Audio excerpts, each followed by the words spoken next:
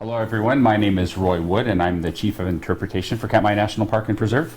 And my name is Mike Fitz, and I'm a media ranger here at Katmai. And we want to thank you for joining us on the latest of our Ranger Chats. We got a little bit of a late start today because we ran all over this place trying to avoid bears and find a spot where we could stay relatively dry and make connection with the network connection on top of the mountain. And after several failed locations, we just ended up back here in the visitor center in the park's bear orientation room. And this is where we're going to at least start our chat today before perhaps heading out in just a little bit. If you're new to our chats, these are a cooperative venture between Katmai National Park and Explore.org. And what you can do if you'd like to ask us questions is go to Explore.org's website, go beneath all the icons for all the different cams that they offer, and you'll see a section where you can leave a question. If you ask a question there, one of the people at Explore.org, and was it Courtney or Rick today? It's Rick today. Rick from Explore.org will send those over to us on our iPad, and we will try to answer them. Most days we can get to around 20-ish, sometimes usually less because Mike and I talk a lot. Actually, yesterday we hit 23 or 24 or something like That's that. because you weren't around for the first half of the That's chat. probably true. So we'll try to answer your questions if you leave them there, and we see some questions are already coming in. We got like 6 questions so far. So keep asking those, and we will do our best to get to them.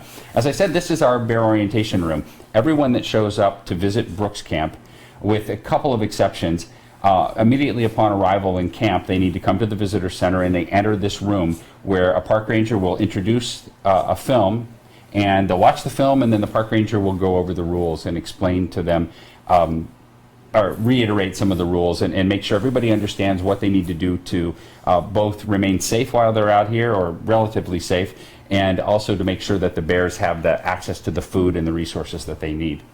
And I don't know how many orientations you've given, but I've given many. Not as many as you. It feels like sure. hundreds of orientations. And each one of them, I feel, is one of the more important things that they can ever tell people when they come here. Making sure that people start their experience off on the right foot. Making sure that we give. I try to make people feel empowered when they leave this room. The orientation is not to scare people. It's not to get people worried. It's to make sure that everyone feels like they're playing a really important role in protecting the experience here. So maintaining appropriate distances from bears, making sure that bears never have access to food, making sure that they never have access to play toys. Those are the main points in our orientation, and it's been fairly successful based on the fact that no bear here has had to be put down since 1983. And right. I recently reposted a link to a blog post on Katmai's Facebook page about that this morning. So if you wanted to read more about the story of Sister, whose pelt is hanging right above us. I was thinking we're in here. This is a good time to do this. As he was saying, we have had relatively few injuries here. The first one was. Do you remember what the year? 68? It was in the 1960s. I can't remember the exact year. I think it was late 60s. And that was a minor injury that occurred in the campground. We had perhaps a ranger that got scratched in the 80s. But the event that somewhat cemented our current process here for orienting people to camp and the orientations and the film that we show them was Sister. And I'm going to just go ahead and pull her hide off here, and I'm completely blocking the camera, but we keep the sow Sister's hide hanging from the rafters in the visitor center here in our orientation room, just as a reminder as to why we do this.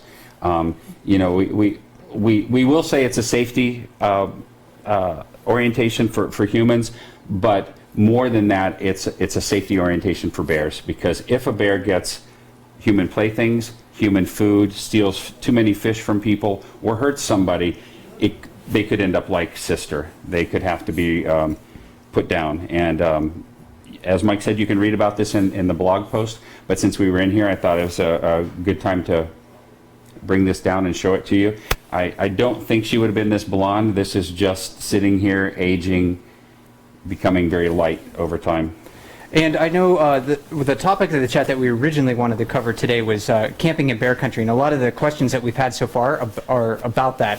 And that's certainly pertinent, I guess, to a little bit of the things that we've been talking about for the past 5 minutes or so, because when you're in a place like Katmai, there's no bear-free spot except for inside of a building like we are. So we can kind of like let our guard down when we're inside.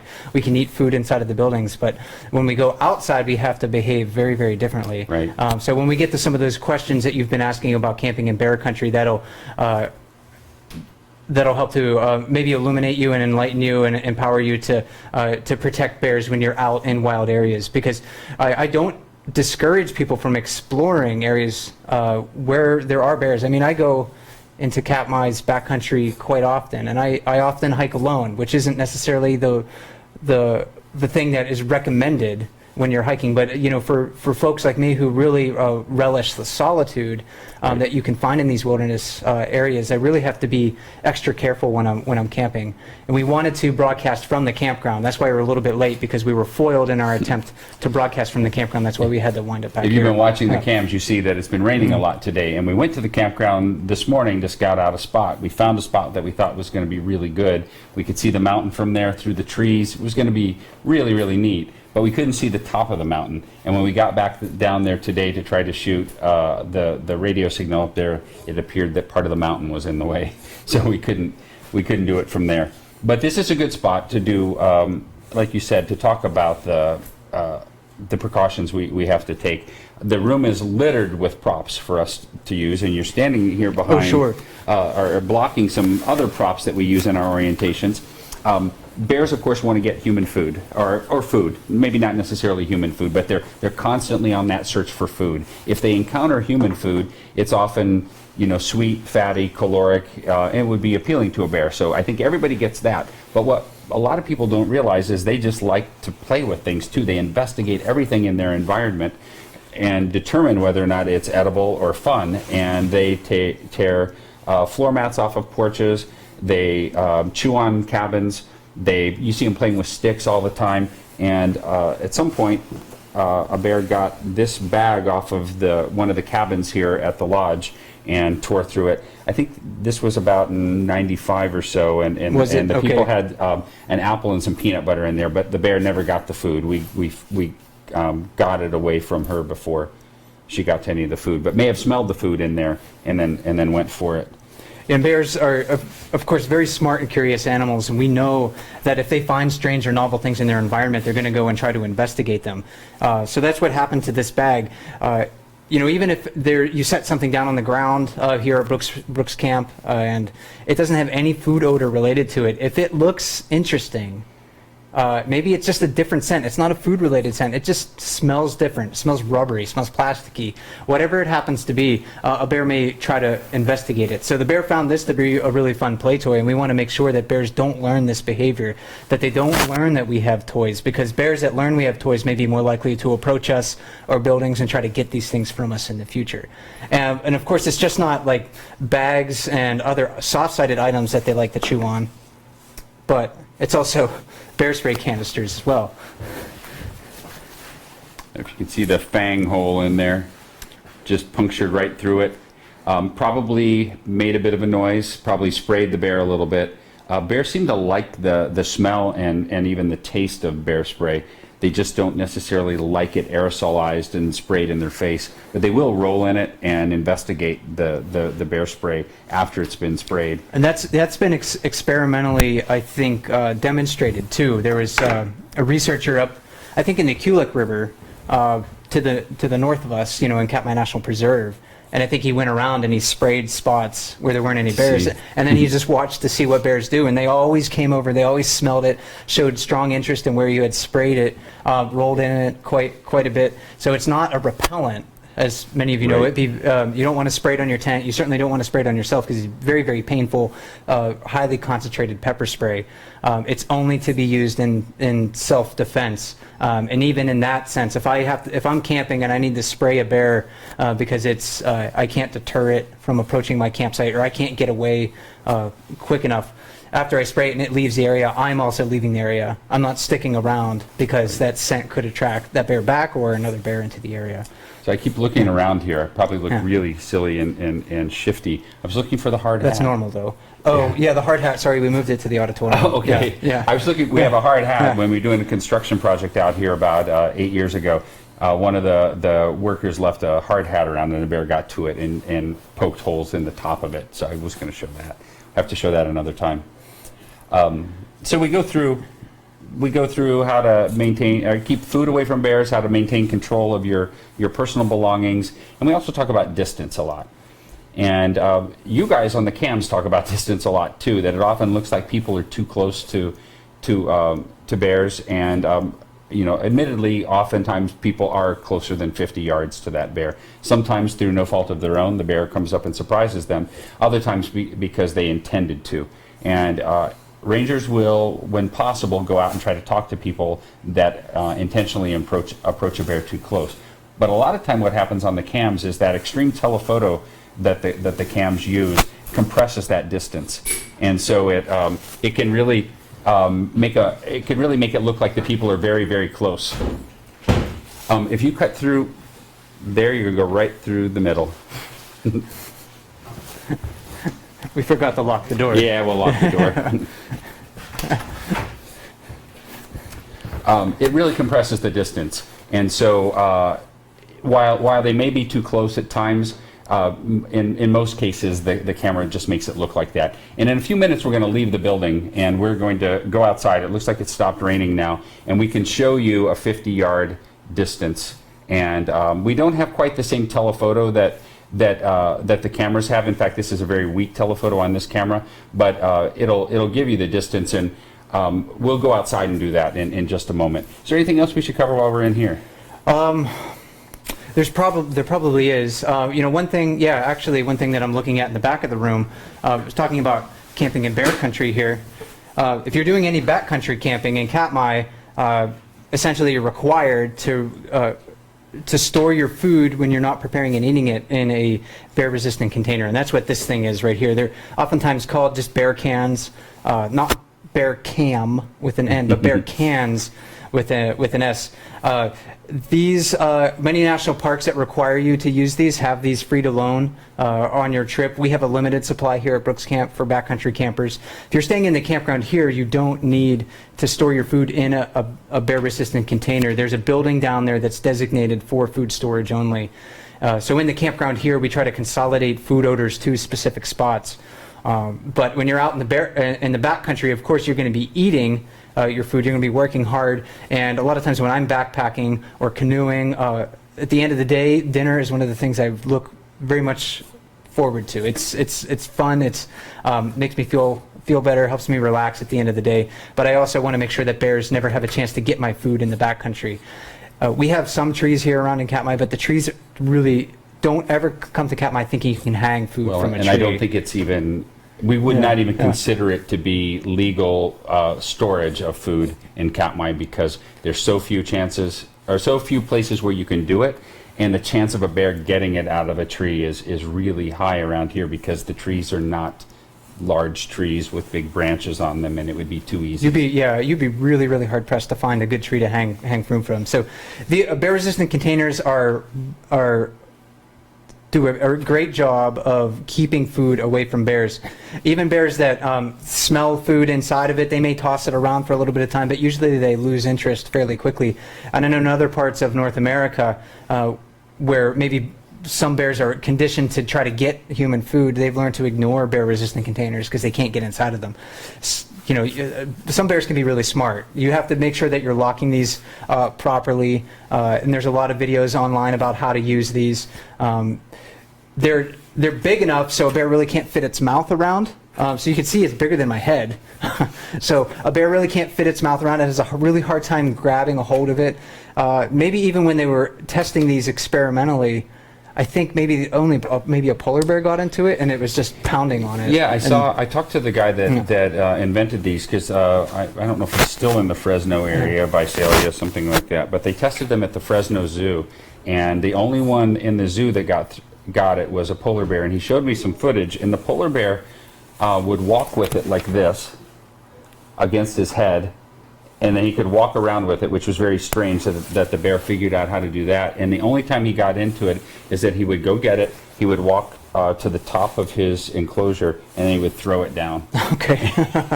And he did that enough times that one of the times when he was like bouncing on it, it broke, but then he would carry it up, throw it off again, and pretty impressive. And pretty impressive to see that paw just, wrapped around this like it was a tiny basketball, just holding it up to his head. So these are for the bears. They're not for us. They weigh, the smaller ones weigh a couple pounds or so. There may be even smaller ones if you're just doing an overnight trip or a couple days, and you can compress your food pretty tightly. So you have to pack around them in your bags. Sometimes it can be a little inconvenient, but at night these things really give me peace of mind because I can take these 100 yards away from my tent, maybe even 200 yards away from my tent, store it in a spot that's out in the open, and I can kind of see if any bears are approaching it. But I know, I can sleep soundly knowing that bears aren't going to get my food, even if they roll it around. And I do hear people complain about the weight and the bulk and all of that, but people really complain if they've gone out and they're 3 nights away from the trailhead and a bear eats their food, and they have no food to get back, and they have to cancel the rest of their trip. So for me, it's a small insurance policy. I always took one when I even in the Sierra Nevada where I could have been hanging it. And if you'd like to learn more about these and see what other kinds are available, you can go do a Google search for the Interagency Grizzly Bear, is it committee? Something like that, yeah. And they have a website that shows all of the devices that are approved for use with brown bears, or grizzlies is what they will say. And that's the list that we use for Katmai too, is if it's approved by them, and that's Yeti coolers and these Garcia machines and bear vaults and a number of others. You can go there, you can take a look at them and just make sure that if you're going into a place with grizzlies or brown bears that you have the right gear. And black bears especially, because they're pretty keen. That's a different certification process. Oh, yeah, it is. we got those All right. black bears that know how to use the bear vaults, where they will press the little tab in with their claw and then spin it and then press it in. Well, I don't know that any bears gotten through the second tab, but they figured out the first one. Clever animals, especially when food's involved. Right. Well, should we head outside? Yeah, we should. It looks like And on the way out, we'll make a stop. We'll show you the 50-yard distance because we have a little tool here to help us. If you are prone to seasickness, maybe you want to close your eyes for part of this because the camera will be moving as we walk out the door. So I'm going to step behind here and we'll head on outside. So inside the orientation room, if you look out to the right through the window, you will see a bear cutout. And that bear cutout is way down there. And Mike, you want to run down there and see if... Yeah, I can give everyone a... Hopefully the microphone will work. I'll call you back if it starts to get staticky. So he's going to run on down to the end there. Let me just get the thing leveled here.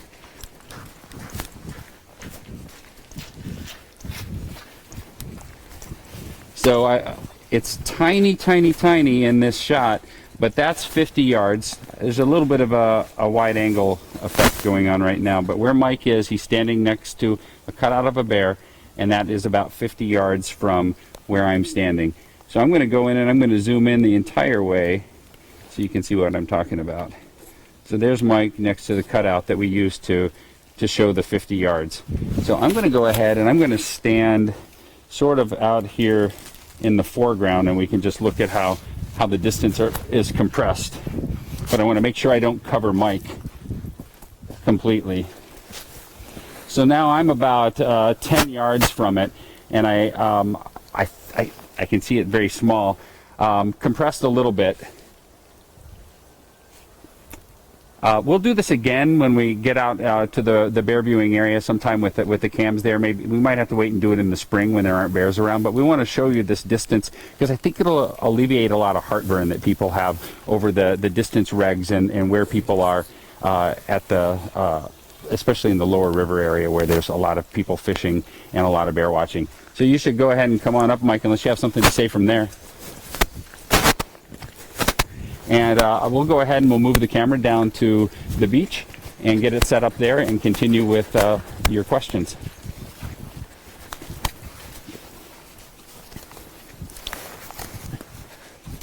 While he's coming over here, I will show you the food cache and the gear cache, which is where we have everybody store their food here to make sure that bears don't get it. You know, we don't allow you to walk around camp with food in your backpack. And on the left side, we have a food cache, which is just a small room. And we also have the gear cache next to it, another small room that are relatively bear resistant, and at least so far we haven't had any bears get into these. And that we're actually really lucky here that the bears are well fed. If we had this concentration of bears and let's say there were no salmon, then I think we'd have a lot of bears maybe investigating our buildings out of curiosity, out of need, out of hunger. So when bears are well fed, it's a little bit easier for us to keep them from being tempted to enter these buildings. But if the temptation exists, somebody is careless and they leave their food right out here on the ground, a bear is eventually going to come by and find it. And it only takes one mistake from one person to really start a series of cascading events that can eventually lead to the death of the bear. So you have to give up a little bit of freedom when you come to Brooks River for the protection of the animals. Okay, let's head on down there. All right.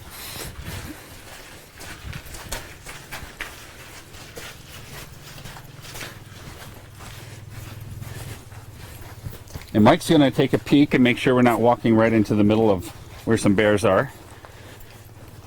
Yeah, the coast looks clear. And we can't go very far from here because we have to stay close to our Wi-Fi. So how about just up that way? The exposure's a little bit better. Sure thing. In that direction. So make me look taller too on the camera. So I know many people had submitted questions already, and we got at least 8 in our queue right now. So we'll try to get to some of your questions about camping in bear country, starting right now. People definitely are wondering, what would be sort of an appropriate distance to camp away from a salmon stream in July? Like, how far back from a stream or creek would you really have to go to feel safe to camp in this area? In Brooks River, like Iowa, probably. Yeah, that answer is easy here. I mean, there's a designated campground surrounded by an electric fence, and you can only camp in that spot here at Brooks River. So within a 1.5 mile radius of Brooks Falls, we call that area the Brooks Camp Developed Area, and the whole area isn't developed. It's more of a bear management area than anything else. And the only place you can camp within that 1.5 mile radius is within the Brooks Campground. The electric fence was added in the 1990s, I believe, or was it a little bit later than that? Yeah, before I got here. Okay. Yeah, I don't know. Okay. I don't know. We'd have to look that up. Yeah, and that's really reduced the frequency of conflicts between people and bears. Tents virtually, they don't get destroyed anymore. That was something that happened quite a bit because bears just wandered through that area. People just had their tents up, and there wasn't any food sense associated with them. But bears just walk through, they see this interesting thing, and they just decide to stomp on it. And sometimes animals are not being malicious, like the moose that just wandered through. Oh, sure. Last week, a moose just walked right through the electric fence, one side and out the other side. Didn't even seem to be fazed by the shock. And that wasn't a malicious thing on the moose's part. It was just cutting through. And we've also had bears go into the camp or through the campground in the past few years, but not because they were seeking anything. I think maybe the instance that we both know about, maybe most that we know about well, is 435 Holly chasing another bear into the campground. And I didn't witness it, but we got a little bit of video of it. Yeah, we have a pretty good video of it that was shot by some people in the campground, and we were actually going to show it to you during our chat today if we were in the campground and had the access to the computer and can do it. So we'll slip that in another time and share that with people. It's pretty interesting in that you see that the bear doesn't really want to go through the electric fence. He tries to avoid it for a while, but when he weighs his options of dealing with this large boar coming down the beach one way and Holly with injured backpack on the other side, did a little bit of math, decided it was better to take the pain from diving through the electric fence and making contact with it than walking around or dealing with the bears. Yeah, I certainly I guess the short answer to that question is when you're going to be near an area where there's salmon and bears, or any food source that's going to concentrate bears, I try to camp as far away from that as possible. I don't camp along salmon streams here in the backcountry. I try to avoid those areas. It'll be a little bit more inconvenient for me to hike to some of those spots where I'm away from a salmon stream, but it's safer for me. It's probably better for the animals to just give them a little bit of extra room. And here, if you do want to camp in a relatively, an area where there's less bears, I'm not going to say bear free, but less bears, the Valley of 10,000 Smokes is a wonderful place to go. And there's a lot less bushwhacking when you go into that area too. There was a question about bears breaking into the fenced-in camping area. So yes, it happens. Electric fences are deterrents. They are not bear-proof. And definitely adult bears will go through it, and cubs will sometimes just go underneath it and not even realize they're going into a fenced area. There's a question about night vision goggles and scopes, and do we use them around Brooks Camp? And we tend to not be out at night. I'm sure law enforcement has some that they have access to, but it's generally not a good time to be wandering around Brooks Camp, well after dark. So we don't use them with any regularity here. And we, if we're walking to the laundry room or over to the ranger station, we'll use bright flashlights. But we don't go to the bear viewing areas and shine flashlights. And we definitely don't go out bear watching at night. Yeah, so I certainly try to stay inside. I think I mentioned that a couple days ago, at least in the comments section, that at night in September and October, I like to hunker down with a good book, because bears have the advantages at night, and I don't really want to be wandering around then. As far as we talked a little bit about this question already, about making sure that we keep ourselves, our tent, and all of our equipment from attracting bears. I think we pretty much covered that one. That you camp as far away from where the concentrated food source is that the bears want, whether that's salmon or berries or a whale carcass or whatever it happens to be. You try to get some distance between you and that. We don't leave our stuff lying around. We always try to keep it with us. When possible, we keep it in an electric fence. When possible, our food is in bear-resistant containers. Are we missing anything that we do to keep our stuff away from them? I tend to not take things that are going to attract them. When I'm going camping, I don't go camping with canned salmon and tuna fish and sardines. I pick things that I think are going to not attract bears. How about you? Oh, sure, certainly. I mean, I'll leave, you got to leave the bacon at home. Certainly, I'm not going to bring smoked salmon along with me. I like to eat. Sometimes I'll even go cold camping, and I won't cook. I won't bring a stove, and that's a personal preference. A lot of people like that hot meal, and I certainly like a hot meal too. But I'll try to make things that don't have a really strong odor. If I can smell it easily, then a bear can smell it from who knows how far away, since their sense of smell is so exceptional. So you want to keep a clean camp when you're out and about. You want to prepare and cook your food away from where you're sleeping, so food odors are concentrated in those spots.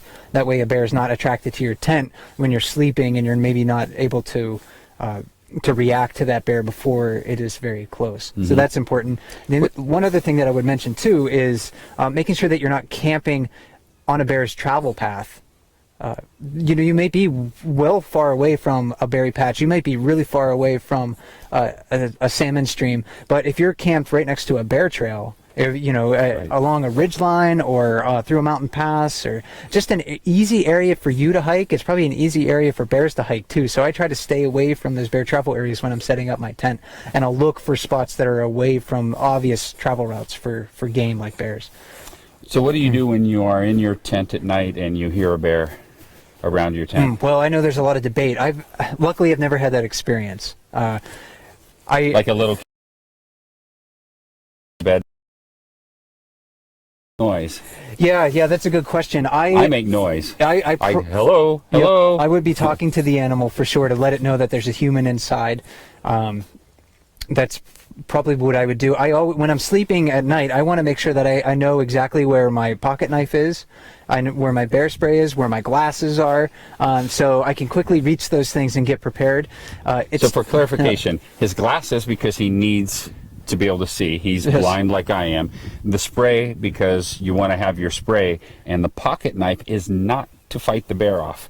It's to cut a hole in the tent if there's not a door readily available, if the bear is standing where your door is, right? Yes, that's the You're get not out. pulling out your little Swiss Army knife and... No. Okay. I just wanted to make sure that Yes. everybody knew. Yeah, so I 'Cause just... that's what I do. Yeah. Like slice through the tent out of there.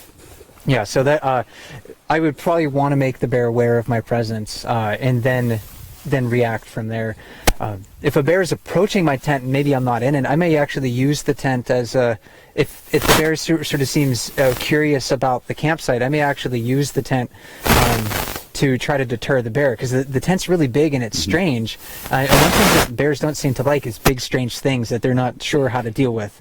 So if you're standing next to your tent and a bear's walking towards you, and each situation is unique, so don't Ranger Mike says that this will work and it doesn't work, and then all of a sudden I'm in trouble. So each situation is unique, but sometimes just shaking the tent, it's this big blob thing.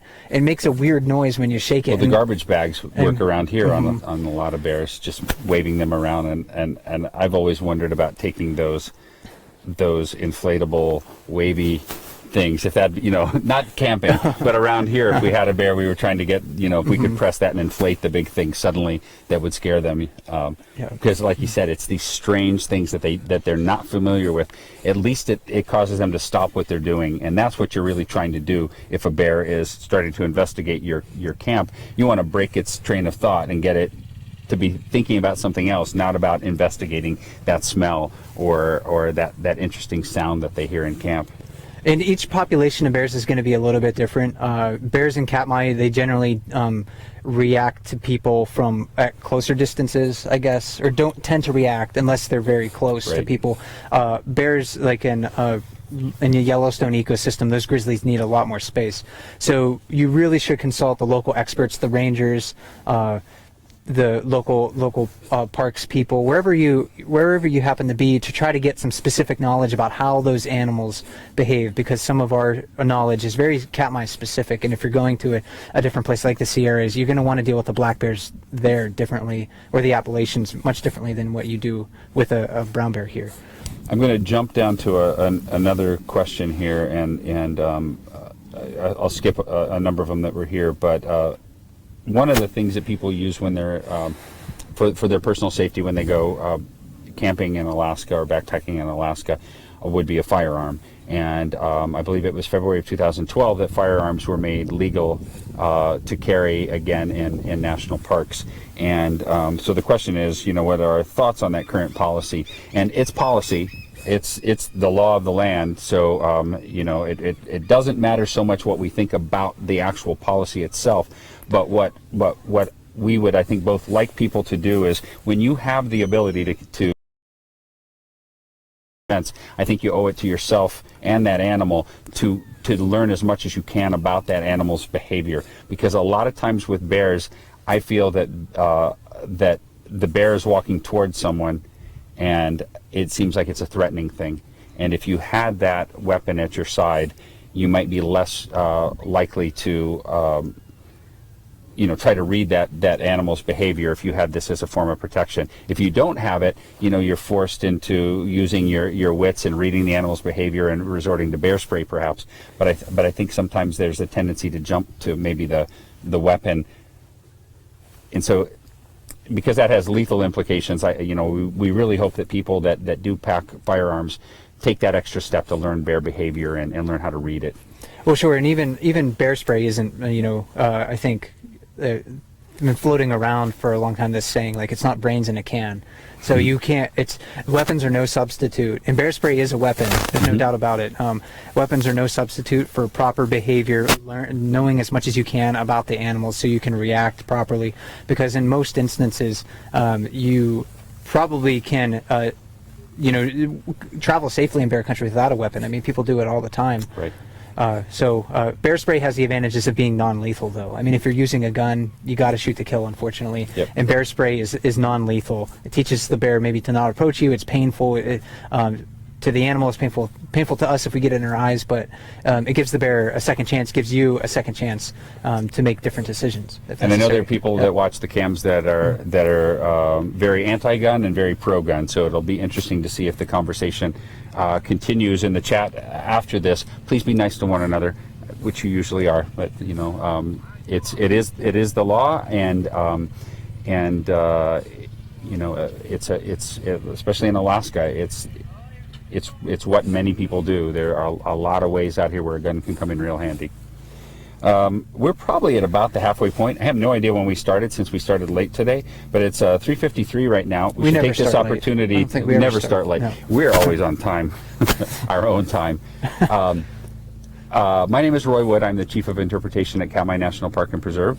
And my name is Mike Fitz, and I'm the media ranger here at Katmai. And we're trying to answer your questions today about camping in bear country and staying safe in bear country. If you have questions that you would like to ask us, go to explore.org's website and go to scroll down to the chat function, which is beneath all of the web icons, the cam icons, and you can post a question there, and it will be forwarded to us on our handy dandy iPad, and we will do our best to try to answer it. The firearm question was number 11, but I did skip some. Some of them we can answer pretty quickly. Number 8, do you regulate where campers must pitch tents in the park? Sort of. There are only 2 places in the park where you can't camp. One is right here around Brooks Falls, 1.5 miles from Brooks Falls. The only place you're allowed to camp is in the campground. The other place is out in Hallow Bay, in the central part of the bay. Dennis, will you swing it around and just show them that in case they hear it? Usually we try to hide our housekeeping from you, but many of you are fans of boats, I know, and here comes the queue in with a Conex box on a semi-truck, and they're taking that back to King Salmon. It was probably bringing some construction supplies for some work we're doing on housing, and I'm sure it's coming over here close to shore because we've got some people that are heading out today, and they're going to be loading some small backpacks and whatnot on there. But that is our workhorse for getting large things out here, whether it be a road grader, a school bus, or you know, my supply of pasta sauce for the summer. Anything heavy that it's not very good to send it by plane, we'll send it out on this wonderful boat. And it'll be here for a little while. Fortunately, it's not that noisy, so I think we can go ahead and continue our chat. Of course, it did start to rain right now. And of course, I can't tell how long that's going to last, but it could be a while. How effective is a bear bell? I think the human voice is the best. Bears speak every language on the planet. You don't even have to say anything in any language. You can just make human noises and a bear will know where you are. The only advantage I really see to a bear bell is it works when you're not. But I believe there was some anecdotal work done in Yellowstone where bears actually would deviate from the path that they were on to investigate bear bells. Yeah, it's not a human noise, so bears may not necessarily associate a bell with people. They're also not very loud, so you may need to make more noise depending on the situation. It's a good idea to alert bears of your presence when you're making noise. And this is something that I mentioned in the bear orientations to people too. You're not making noise here anywhere in bear country to scare bears away. When you're just, when you're along hiking, you're making noise so bears are aware of your presence, so you don't surprise them. So you're trying to avoid surprise encounters. Probably the most important thing to do when you're hiking or walking in bear country, walking around here at Brooks River, most important thing to do is just hike in groups.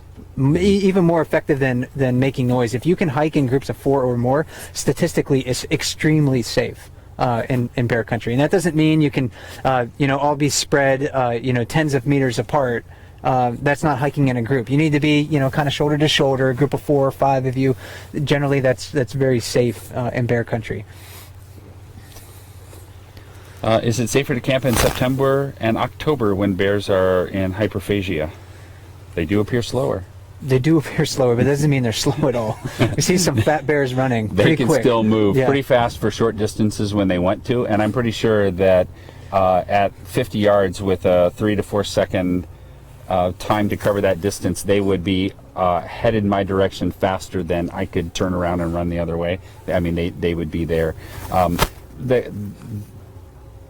don't know that that fall is any safer or any worse than any other time, but I will say this, that I myself feel less comfortable around bears in the spring when they're desperate for food. They haven't had a good meal in a while, and in the fall when they are in hyperphagia. I am less concerned about them in July when there's plentiful food at the river and they're very focused on that. How do you feel about that? Yeah, it's tough to say like what would be necessarily a more dangerous season than another. This time of the year, though, I mean, the bears are focused on getting their last meals before they go into hibernation. So certainly there could be a higher element of risk. Bears at this time of the year, they may show an increasing intolerance for one another as the season sort of progresses. I think some of the research here along the river might have demonstrated that, and that can translate to an increasing intolerance for us as well. So, yeah, it's hard to say, but we definitely want to give... They're waving by. Okay. Some of them, it's the end of the season for them. Yeah, so we definitely want to give the bears room in the fall. One reason why the lodge closes when it does is just to give bears space. It's not that, maybe they couldn't make money at this time of the year, right, but it's to make sure that we're giving bears enough room, because we are displacing bears from food resources if we're a very busy active camp with 100 or more people here. There's a question about, do we request that people not wear heavy perfume, aftershave, etc.? No, we don't request that, but I don't think anybody that goes out with any regularity in bear country wears heavy perfume, cologne. You want to smell like a person. You want to smell like a dirty human being. Yeah. You want to be able to tap into thousands and thousands of years of cohabitating with us so that they recognize that smell, from miles away. If you're interested in that sort of thing, like what effect these various things have on your chance of getting attacked or surviving that attack, there's a great book called Bear Attacks, Their Causes and Avoidance by Stephen Herrero, and it breaks it down into every possible category: brown bear, black bear, was it predatory, was it a surprise encounter, was it a sow with cubs.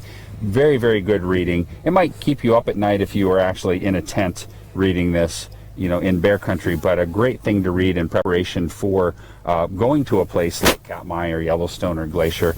And so many of those questions are answered in excruciating detail in there. I really would recommend that to anybody, because there's no way I can remember all these statistics that are in that book. And I try, but I don't. And we don't allow people to walk around with food. We tell people not to sleep with things that smell really good, like don't have your toothpaste in your tent with you. But we don't tell people which shampoo to wear, to use, or what underarm deodorant to use because of the smell. How do we communicate with people that are just too close? Do we shout at them with bullhorns? Sometimes we want to. If you could hear us out there, some people are very, very good on the lower river platform at yelling across the river without yelling at people. They can project their voices really far and alert the people to a bear in the area or to turn around or something. Others are not as good, but really it is just all yelling that we do, raising our voices, but trying not to sound like we're angry. Yeah, there's a way to yell without yelling, I guess. You can raise your voice to communicate things. That tone of voice can be really important in those situations, because we want to make sure that we're not panicking people either. You can't scream and shout and say, "Oh no, there's a bear coming towards you. You need to go this way." Tone of voice is really important in those situations. But there are periods of time where people are very much on their own here. And the goal through our bear orientation and communications with the rangers when they're walking out and about is to give people the knowledge that they can behave appropriately when they're out here, and because they're unguided. They don't have a ranger escort. They don't have a experienced bear viewing guide with them typically. I did miss a question back early on. I think it's when I jumped to the firearms.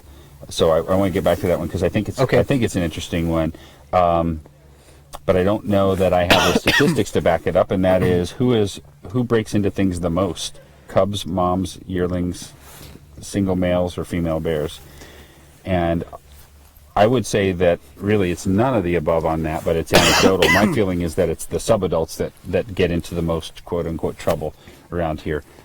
They don't quite fit in at the falls. They don't quite fit in at the lower river if there are too many bears there. They maybe don't even leave, some of them at the end of July.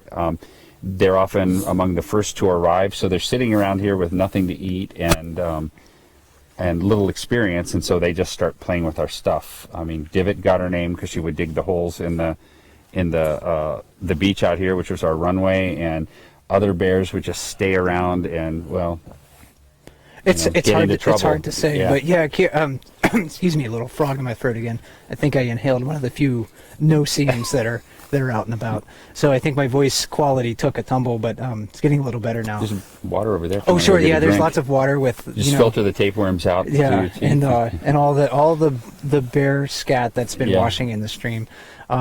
It is hard to say. I think all age classes of bears show a natural curiosity towards strange things, but definitely those subadult bears that are exploring their world, they may be more likely to try to approach things and get things from us. Just, I have seen large bears, head bob years ago and backbite when they had their little fight over here by the ranger station. When they were done, they went and tore up on things, but it wasn't the mischief like that I see some of the other bears get themselves into, where they are truly just exploring. I wonder what that's going to taste like. I wonder if it'd be fun to tear the tar paper off of that building. So, and there seems to be some evidence with a few bears here at Brooks River that were raised as cubs, that if they had a play reward as a cub, then they maybe remembered that in the future. And as adults, maybe we're more likely to try to get play toys from us. So I think, if a younger bear learns something, we provide something fun to play with, and they may be more likely in the future to try to get those things from us. If I understand the next question correctly, it is, how well do you think it works when people bury their food caches in garbage cans to keep the bears from it? And I would say not at all. If I understand what you're asking. Bear cans are not bear resistant in any way. They're hardly even raccoon resistant. And so a bear just knocks them over, squashes them. I mean a garbage can, I think you said. Oh, yeah, garbage can. Okay. Sorry, if I said bear can again. Yeah, a garbage can is not bear resistant at all. And burying it is just going to maybe slow the bear down a little bit, but it's not going to make it. And it's not going to hide the odor either. If people are digging, cat holes to take a number 2 in the backcountry, bears here in Katmai often dig those things up. So they can smell things that are anywhere beyond where a level of odor that we can detect. And we've mentioned odor a bunch. One of the questions here is their sense of hearing as keen as their sense of smell? And absolutely not. Their smell is their strongest sense by far. They see the world through their noses. Their hearing is probably about on par with us. With us, same as vision, more or less. I mean, they might have some difference in the frequencies that they can hear, much like their vision is a little better at night than ours, but the acuity is about the same in vision and as in humans, and in hearing about the same as us. We keep talking about the bears coming into camp and looking for food, and there was a question about do they circle the area looking at areas where we store food and checking out our buildings. And I'm sure that some of them wander through camp with that in mind, but I don't really see them coming in just waiting for that opportunity to get into our buildings. They kind of pass through and check things out. I mean, there's some that occasionally get into trouble with us. But. A lot of times they're trying to avoid other bears. A lot of times they're trying to avoid groups of people that maybe are in their way, and they don't want to tangle, of course, with a group of 10 or 15 people standing on the beach. They may be just trying to take a shortcut to the river, because you're on the beach where we're standing here. If you go in this direction, you can get to the river just as quickly as you can if you're going right along the beach. Right. So they may just try getting to the river. A few years ago, we had a door left open in our incinerator building where we store our trash, and there was inside of there was and the incinerating building is always locked, but somebody mistakenly left the door open, and there's a garbage can in there designated just for fish guts. If some of the staff clean a fish, they're supposed to take it immediately there, put it in there, and then they incinerate it on a very frequent basis. But one time, again, one mistake, somebody left the door open, and bears went into the incinerator building. There's probably garbage everywhere else in there that smells like food. Lots of human food in there. The bears ignored everything else and went right to that trash can and took those fish guts out and started to eat them. And then for weeks, we chased Flo and her cubs away from that. It was Flo and their cubs. And they just kept coming back. They don't have to get rewarded every time to keep investigating it. I know you know this, but they may not know it. The house that he lived in, prior to him living in it, the ranger that lived in there was an avid hunter, and he had a lot of game in his freezer. One day, a bear pushed up his garage door, just put his paws on it and pushed it right on up. went in past the dog food, past the pasta, past the cookies, the crackers, the cereal, everything else in the shelves. A lot of us use our garages as our pantry since we don't make it to town, weekly to get groceries. So lots of food in there. Went straight past that, went to the freezer, opened it up, and ate his moose. Didn't mess with the frozen pizzas, the hash browns, or anything else. Went straight to the moose and ate that. And then he tied his door shut the next day, and there were fresh prints on his door the next day, and every other garage door in that four-plex, that four-apartment complex. There's actually little marks from the bear's canines in my freezer. In the freezer, you got the holes? Yeah, they're not holes, but they're dents. Yeah. And it's like a metal or aluminum on the outside, and the bear bit it to lift up the lid. So that is great. So I didn't know that. That's definitely in there. You have to get a picture of that for me. Show it to me sometime. I haven't seen them circling around, but we know that once they get access to something, they're likely to keep coming back to that. They do not have to get the reward every time for it to be worth their while to just make that part of the rounds where they go collect the food, sort of like a dog that makes a run through the neighborhood every day, visiting every neighbor's house. If they get a snack today, great. They may not get one tomorrow or the next day, but they keep making that cycle through the neighborhood, hoping to get their hand out. Yeah, so they're not, necessarily looking for the chocolate that's in my cabin right now. But if I left a bunch of chocolate on the ground and they got that reward, just like the bear probably that was in King Salmon that broke into my apartment before I lived there, just to clarify. That bear probably had fed on moose sometime in the past. So It smelled the moose, smelled it through the freezer, through the garage door. Yep. So again, just one mistake. One mistake can lead to these cascading effects. Do the bears smell the food cooking in the lodge and come around? Well, we know they smell it because I can smell it at my house. And so, they smell it. But as long as they don't get food from it, it's just a smell. And they may investigate the area, but I have never known them trying to get into the lodge. And that's an area that our bear technicians try to defend pretty heavily. And if you're not familiar with who or what a bear technician is, we have a few staff members here that are designated as they're hired basically to patrol the boundaries of camp around the buildings and defend the buildings from bears. Most of the time are just using different body position to do that. Tone of voice is really important when they're doing that. We have firearms here necessary, but it's very complicated to ever use a weapon or even like a beanbag or a cracker shell to try to scare bears away, because there's people everywhere. You probably have been hearing engines when you've been watching the chat so far. You've been seeing people walking on by. You've been hearing them talking. So it's not so easy that we can just say, okay, let's get out our shotgun and let's get our rubber bullets out to try to scare this bear away. So the bear technicians have to resort to a lot of other techniques to try to keep bears away from the buildings. If you scare a bear, it may take off running. I mean, if you really scare it, like with a rubber bullet or a beanbag or a cracker round, it may take off running and you don't know where it's going to run. It might run that way, it might run that way, it might run right into that group of people. And so that's why we're super cautious about it.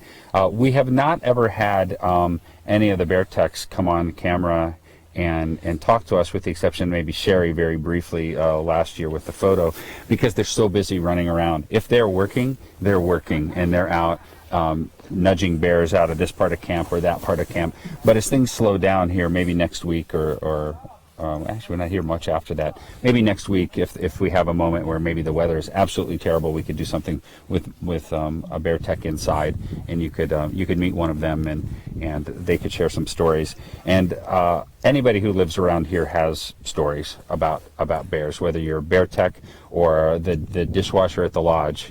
Everybody has had some encounter with bears. And the last question we have on here is, have either of us had an unexpected one-on-one encounter with a bear? And I mean, I've had so many, I can't even think of one that just the other day I had one on the Falls Trail, just walking down. And so they happen all the time. I think the key word here is unexpected. Yep. In this. And after you've been here for say a day or two, I don't think that you should ever be surprised that there's a bear around. They appear where I did not think they would appear sometime, but I just go around having this expectation that at some point a bear is going to pop out of the trees. They're like standing right here. You are seeing me look back and forth all the time. We are right on a bear trail. I know. Right here. Some of the rangers have had their closest encounters putting up the flag right here at the flagpole. 'Cause Right. You're putting up the flag, and all of a sudden, a bear walks out right along this trail. And so. Yeah, I just expect that when I come out of my cabin, there's going to be a bear there. Instead of looking both ways before crossing the street, I look both ways before I step out of my cabin. When you come out of a bathroom here, our bathrooms don't have windows in them, so when you come out of it, you need to crack the door, look, make sure there's not a bear walking by there. And I think just about every one of us has that. Maybe we should take the camera over to that.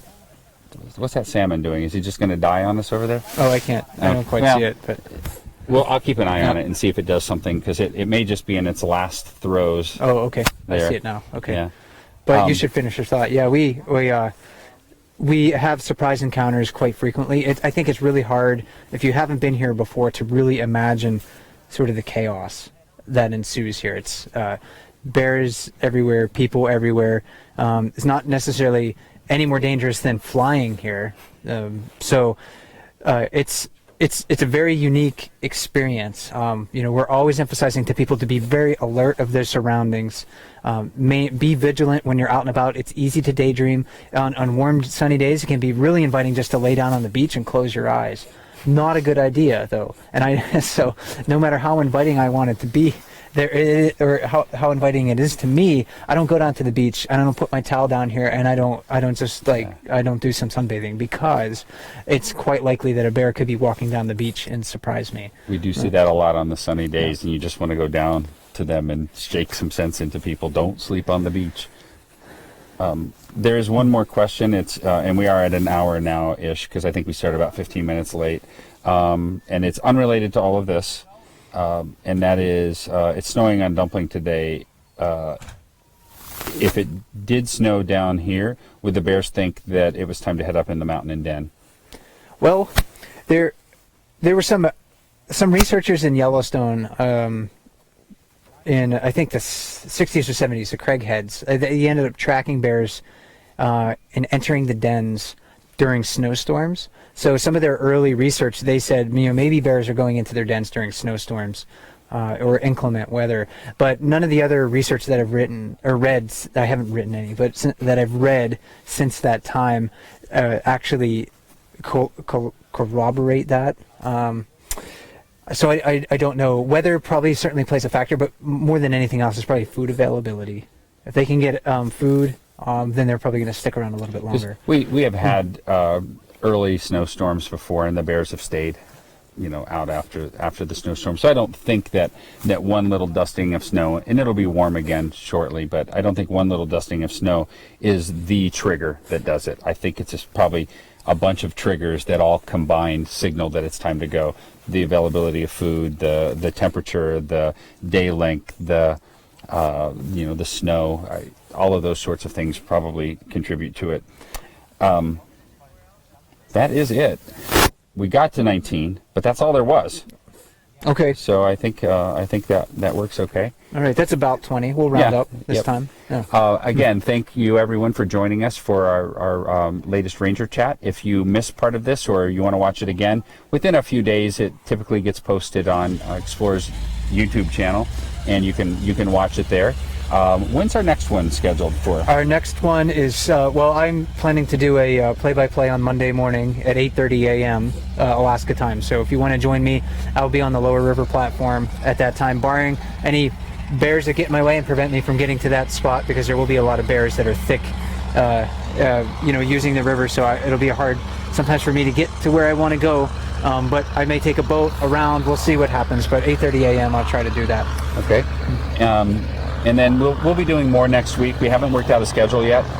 Typically, we can post the next one on Explorer and give some sort of an alert there. If you'd like to see what we have at least tentatively scheduled in beyond that, if you go to Katmai's webpage, and there's a link to it just below the video feed on the cams. If you go to that, you can check our calendar and see what we have scheduled for the next few days, if we have anything scheduled. But we have been trying to get them in there so that we have a little bit more advance notice.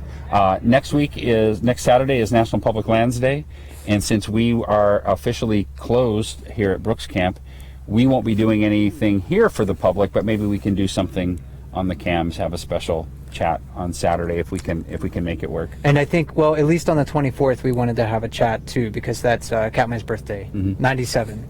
Yep. 97 years. Yeah, I did. You had that on Yep. on the website. We're gonna go ahead and sign off here, but leave the camera running for a second. I just want to give them a shot of the snow and a little bit here as we go ahead and close out. Thanks for joining us. We'll see you next time. Yeah, thanks for joining us, everyone.